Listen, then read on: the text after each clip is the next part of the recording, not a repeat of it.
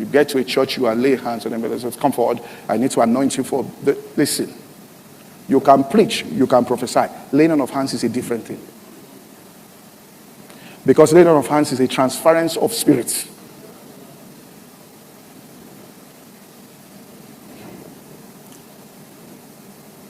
So if you want to do that kind of thing, talk to the person. Say, well, I have a friend who operates spiritual thing. He called me and said, there are 3 ways in which I can minister. I can minister prophetically, I can speak, I can lay hands, I can do this. Which one do you give authorization to? First time I ever invited Prophet Gideon down, so he's a spirit. When he finished, he stood there, he said, I will have gone on to minister, but I have to respect the set man of the house, and got down. So when I got back, I said, what was the issue?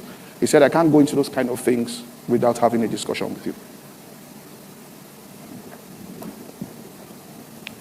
First time when Scott Webb came to our church many years ago, we entered the car together. He said, oh, I should go with him. I said, we're going. He said to me, let me tell you what happened recently. I said, what? He said, 3 days ago, Kenneth Copeland called me. He said, Kenneth Copeland called me on the phone and said, Reverend Scott. He said, yes. He said, I have a word from the Lord. Do I have your permission to give it?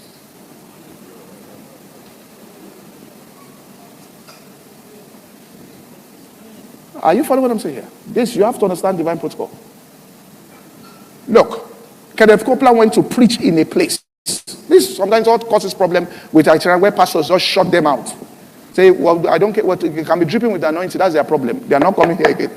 It's because they cross boundaries. Look, he said this. He said he went to preach in a particular place, and the minister came to meet him and said, this person is in error in this particular thing. You must say something about it. You must say something about it. He said, the fact that you have come to tell me, I can no longer function in the spirit with that. He said, what you should have done was to have prayed to God. But this human interference. Let me go on because of time.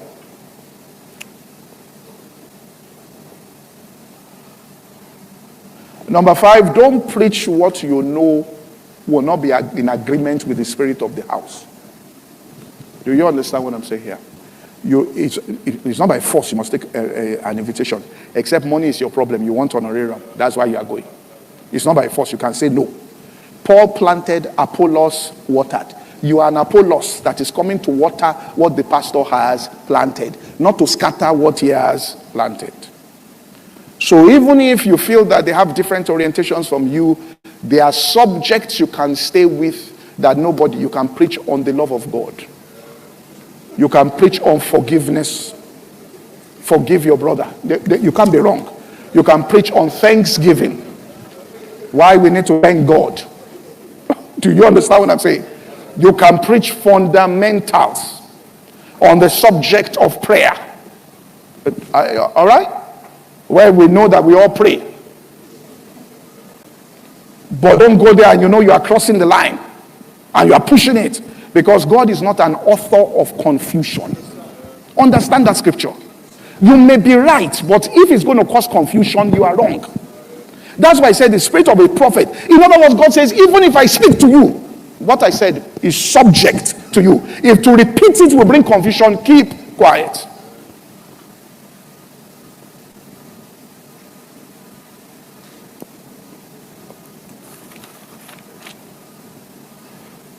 Number 6, do not have a stand outside the church. Listen to what I'm saying. Where those who come to your stand, you are giving them cards to become partners to your ministry. Where after they come, they buy things. You now say, here, if you want to become a partner without telling people. I went to a man, he came from America, came to somewhere in Nigeria.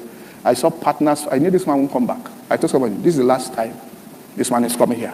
You are distributing partners without taking clearance. Then the issue may be utterance.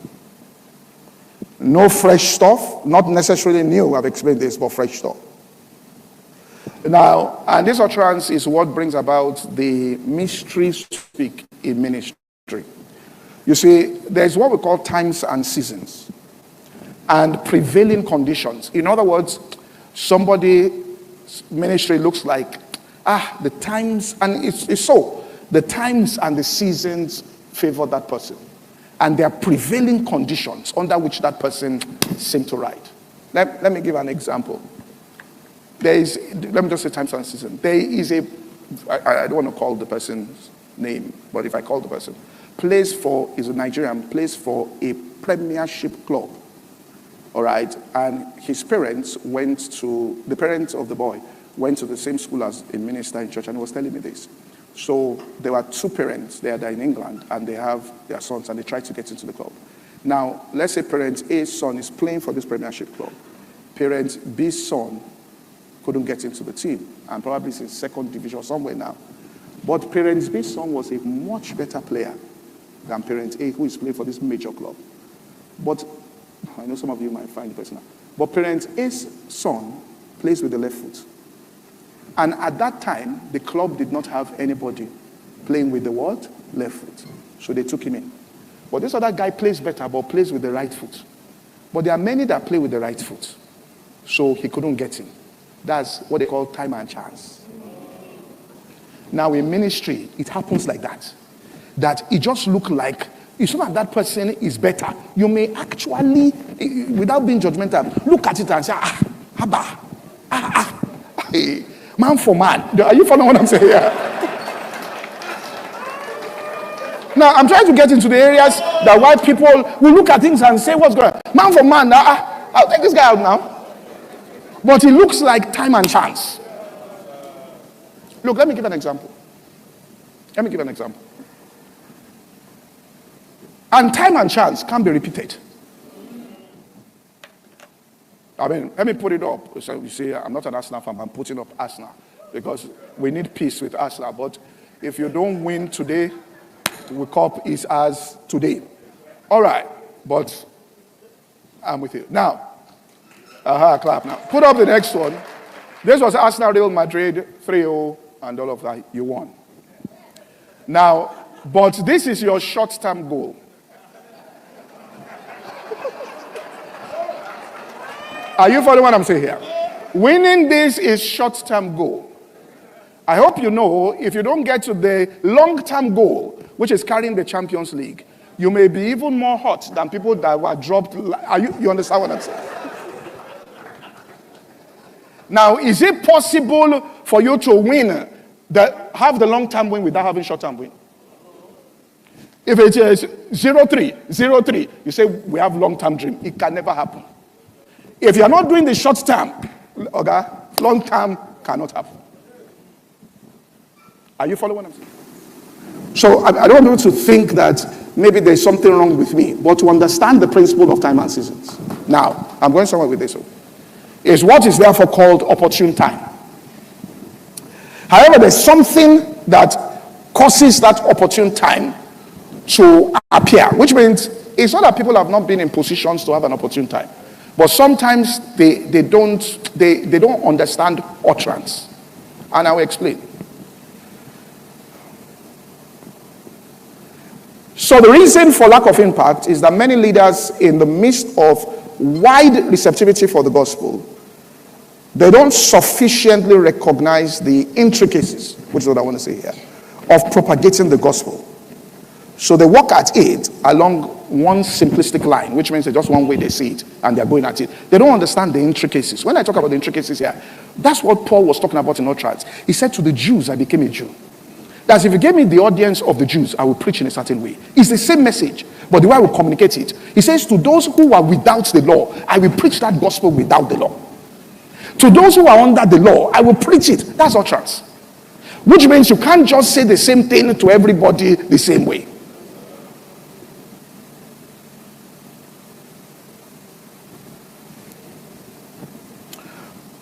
Charles Finney, I was reading his biography, he said, and this utterance, he said, when we go into cities, you just think they came by the night, they were praying. He said, we'll go into their bars and we'll sit down and listen to their conversations. He said, we spend time in the bars as we spend time with our Bibles. We went to the bars to find out what the problem was. We went to the Bible to get the answer. I could not believe it when I read it. You don't be hearing Charles Finney. I could not believe it. It's in his book, Bianca. He said, we went to here. Some people don't even know the audience they are talking to. Or you ask them, what's your audience? They don't know. Didn't he say, my sheep hear my voice? There is a voice that people respond to. And what is creating it means that the utterance of that person coincided with the times and seasons.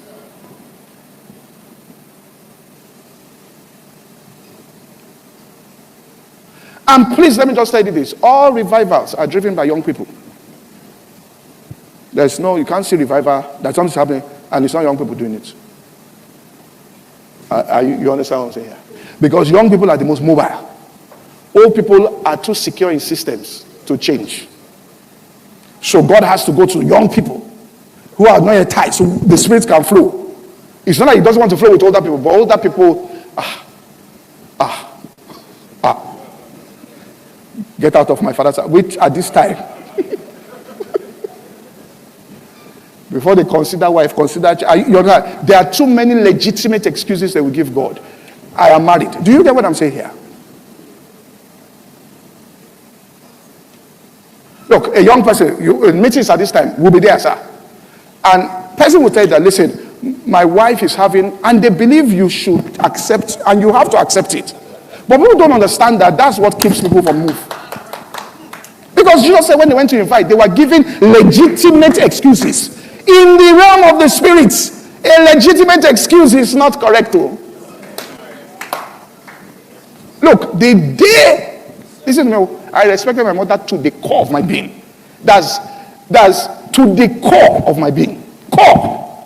Listen, her mother died. She's the eldest child. All of my siblings are abroad. So I was her only child around.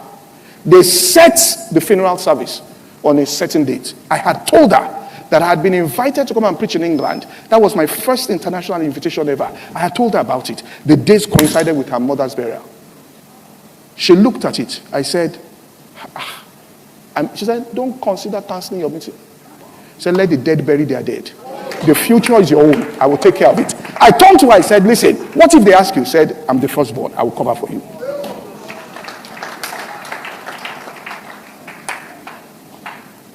That don't miss this opportunity. If you disappoint them, a door may be closed. That's why God uses young people. It's not that he's discriminating. Just think. Wait. Churches now in this country that are surging is young. The reason is that they are not tied to, the people just move, let's move. So, the utterance, if you need utterance, you have to have utterance for those young people. It's not how old you are, it's what qualifies you to lead. It's whether you have their utterance. Whether you speak the gospel in the language they understand. So United States ministry broadcast the gospel through television, which was why Archbishop Idausa was always in Agbada. Because he was trying to say, this thing has to fit culturally.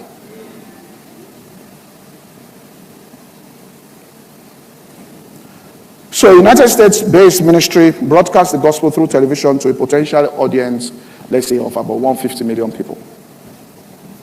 Now, those in America historically are either active or nominal Christians, which means that there was a time you went into the Congress of America, 95% or 85% were Protestants. The rest were Catholics. So you are dealing with people that already have a background about Jesus. With a Christian background, so once you start the messages they put on their TV, they hear things, the lingua is familiar to them.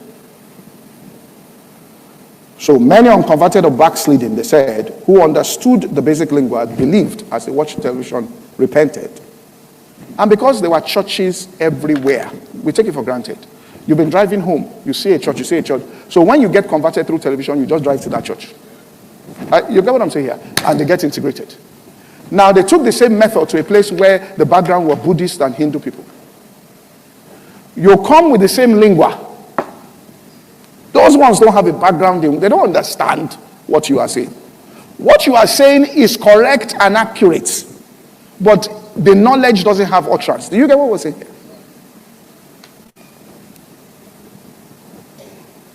So utterance is a supernatural ability supplied by the Spirit of God to communicate the gospel in a way that the audience understands what you are saying. Not that you said it, but they understood what you said. Let me quickly move on. So there can be two ministers that have the same knowledge. One has utterance, and so there is a homogeneous group, and that's what happens. Within the community that hears him or her responds because the gospel has been preached in a spiritual language that connects with them. It's the gospel, but it connects with them. And where there's no connection, then people are not going to respond. So what happens when that happens is you will take it that it's an opportune time, which means this person just, but really, the real thing behind it was utterance. That's what I was saying about going on silver, but it looked like it was, but actually the key there was that it was utterance there.